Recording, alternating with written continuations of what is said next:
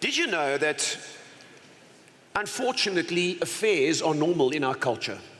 When I was growing up, adultery was a bad word. Today it's called an affair. Carries with it almost a nice, romantic, exciting, fun thing. But actually, an affair is a disaster. And I want to speak to you this morning. This message is both a warning and an encouragement. I want to speak to you about avoiding an affair. Avoiding an affair.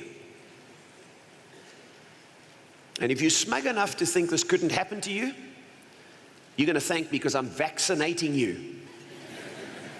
Some of you are going to, this will never happen. I'm too young. It can happen to anybody. So what makes us vulnerable to affairs? I'm going to give you 12 things this morning. There are many more, but there are 12 things that make us vulnerable to affairs. Because affairs don't just happen. If you're busy having an affair at the moment, I'm speaking to you. It doesn't just happen. There are causes, there are reasons, and there are roots. Nothing just happens. You fall down a hole when you don't see it, but you don't fall into an affair. Number one, the first reason why people are vulnerable to affairs is we are under pressure, suffering, or bored.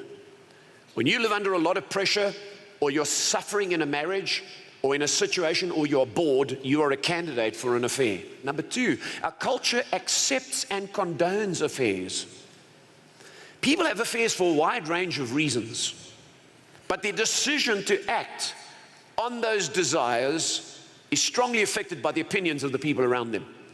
Number three, technology makes it easier to have an affair. With technology, you can go online and you can find someone, and they will tell you how nice you are.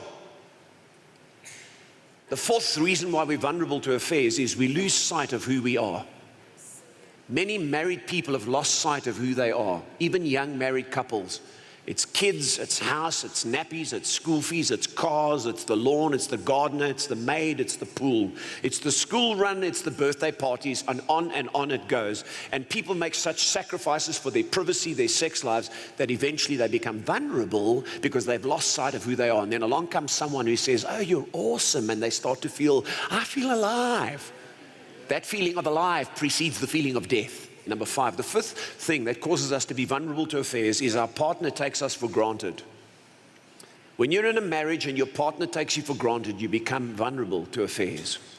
Wives, husbands, don't take your partner for granted. Number six, the sixth reason why we're vulnerable to affairs, is this helping you? Is that dishonesty creeps into the relationship. When you're dishonest in your relationships with your marriage partner, what happens is you stop telling them the truth about themselves, about your sexual needs.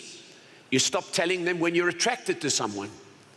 Number seven, the seventh reason why we're vulnerable to affairs is we're not on our guard. We are not on our guard. Do you know that one of the challenges is most people don't think it'll happen to them?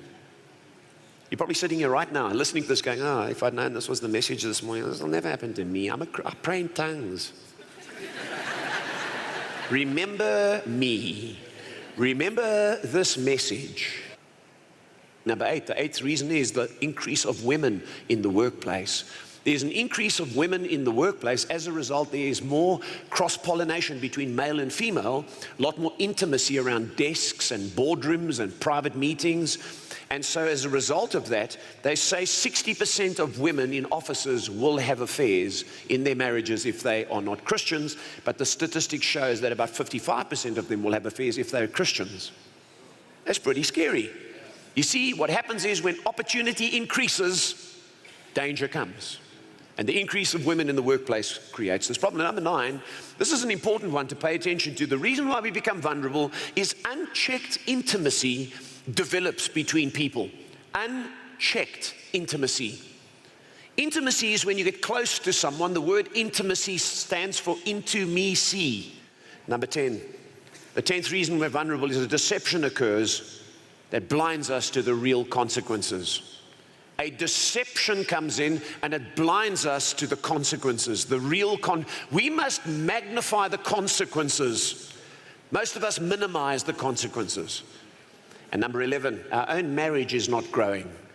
That's why we become vulnerable to affairs. Make sure your marriage is growing all the time.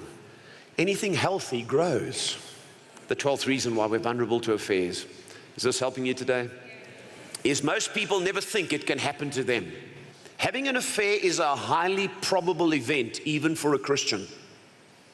So I don't want you to think this can't happen to you, and I want to give you 8 simple lessons from what happened to David, because most of you know the story, that you can use to watch out in your own life. Number 1, the first thing that we learn from this story is no one, however chosen, blessed, and used of God, is immune to an extramarital affair. No one, however chosen, blessed, and used of God, is immune to an extramarital affair. So be on your guard. Number 2, anyone, notice the words anyone, regardless of how many victories they have won, can fall disastrously. Don't think because God used you at one time and you conquered a giant. Let me tell you, an affair or adultery is a huge giant. Number 3, are you still with me? Yep. An affair is the result of uncontrolled thoughts, fantasies, and desires. An affair doesn't just come from nowhere. It is uncontrolled thoughts, fantasies, and desires. Number 4, the 4th thing that you need to learn from this situation with David that needs to give us warning is our body must be our servant or it becomes our master. You cannot live by what you see and want. Our flesh must be ruled or it will rule us. Isn't that the truth? The 5th lesson we learn from David's life is a Christian who falls will excuse, rationalize, and conceal the same as anyone else. Isn't that interesting?